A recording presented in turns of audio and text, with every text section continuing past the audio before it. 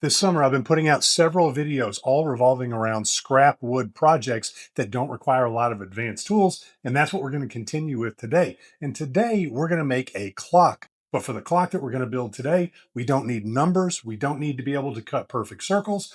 All that we need is about 1 board foot of scrap wood, one clock mechanism, which I'll put a link to down in the description, and some basic woodworking tools. And we're going to take something that costs about $3 to $5 to make and turn it into a project that you could probably sell for around $30 on Etsy or at your local market. So let's jump in. To begin with, we need 4 1-inch square, 10-inch long strips that are going to serve as the frame for our clock. I'm going to use this spalted maple that I really just love. Take it to the miter saw, cut them down,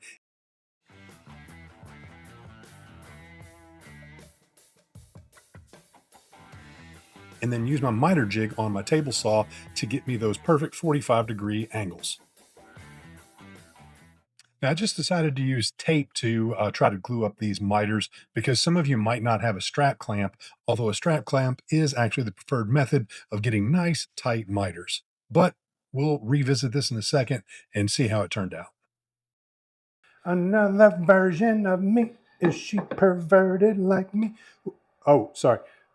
So now what we need to do is we need to pocket out the hole that the mechanism is going to sit in. Now this is about 0.65 inches thick, so that's how deep we need to go. Now I'm going to use my CNC, but if you don't have a CNC, let me show you how you can do it without something like a CNC. If you have just a regular router, then you can use that. So let's go take a look at that real quick. If you have a CNC, that's the easiest way to do it. That's what I'm going to use. But if you don't, let me show you how to accomplish that same task without any sort of CNC. All you need is a trim router. And for that, we're going to use what I like to call a clock pocket jig. And all that this is it's a square that is bigger than the size of the clock pocket that you need to make. How much bigger, you might ask? All that you have to do is measure the size of your clock. This one ends up being about 2¼ inches. And then you need to add to that the size of the base of your trim router. This one ends up being about 3½ inches. So basically what will happen is the outer edge of your trim router will ride along the inside of this jig, cutting out a square that is 2¼ inches. Now, you'll probably have to do 3 or 4 passes to get it the depth that you want. I really wouldn't recommend going 0.65 inches deep in one pass. And it's at this point that I realized that no, we're not going to use this piece of walnut because look what happened to it on my CNC. Apparently, I didn't get my wood blocks tight enough and it started lifting up on me. I've used this method of hold down before with great success. This is the first time that had happened. So basically, this piece of wood is ruined. So I'll grab a piece of white oak that's roughly the same size and then we'll swap it out for that one. There we go, perfect little pocket. Now all I got to do is put a hole right in the middle. So with that done, now we're going to cut a couple of rabbets on each edge of the clock face, just because I'm trying to make something that's a little bit unique that you don't see all the time. And the depth of it is really up to you. I'm going to go about half the thickness of the wood, and you'll see why here in just a minute. Okay, so once the miters are dry, we take a look right here. That one's pretty good. This one's a little bit loose right there. They're all even, but there's a couple of gaps. That one's a little bit off. So I'm going to take a piece of scrap, and we're going to use the old sawdust and glue trick to fix those gaps. In case you're not familiar with this trick, all you have to do is take a piece of the same type of wood that you'd like to fill in the gaps for, take it to your sander and make some sawdust, and then mix up that sawdust with some glue.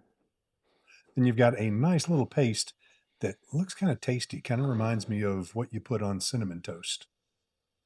But it's not. I wouldn't eat it or much of it. It's tasty and all, but not as tasty as cinnamon toast. Okay, once we got that done, now all we have to do is let it dry and then sand it off. And believe it or not, those miters are now tight with almost zero gap, and you can't tell a thing. From there, let's take a quick look at how it's going to look. And that's really all there is to it. So now let's kind of bring it to life a little bit.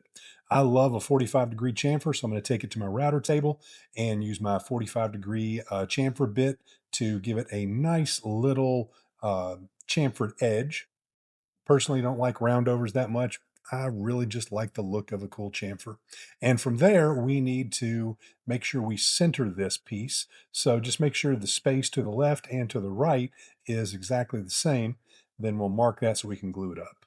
Hey, let me remind you that subscriptions and likes and comments are the lifeblood of small channels like this. So if you're enjoying this type of content, please hit that subscribe button down below. Makes me feel all warm and fuzzy, more than you'd ever realize. And from there, just a quick clamping job, and we're almost done.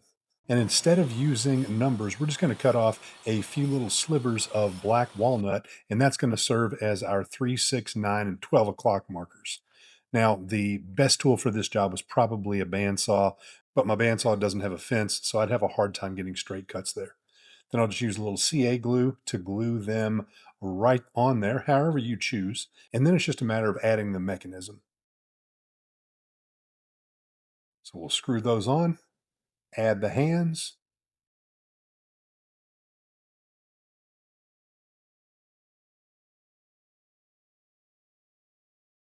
and we're ready to go.